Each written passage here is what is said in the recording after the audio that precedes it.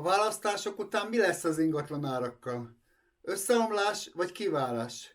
Most jól figyelj, mit mondok. Sziasztok! Sipos András ingatlan közvetítő vagyok. Nem összeomlás jön, hanem lassú átrendeződés. Mit jelent ez? Az árak inkább stagnálnak. A reálértéken viszont már csökkenhetnek az infláció miatt. A jó ingatlan elmegy, a túlárazott ingatlan pedig beragad.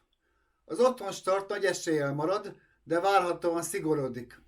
Kamatok, jöhet enyhe csökkenés, ha erős marad a forint. És a lényeg? Mi a lényeg? Rövid távon kiválás lesz. A vevők alkupozíciója pedig erős. Komolyabb élénkülés inkább szeptember környékén várható, az ősszel. Most nem az nyer, aki kivár, hanem aki jól áraz. Kommentelj itt alul, kíváncsi vagyok a véleményedre. Kattints itt alul a linkre, és olvasd el a teljes cikkemet a becsületesingatlanos.hu oldalon a blog menüben. Sziasztok! Sipos András ingatlan közvetítő vagyok.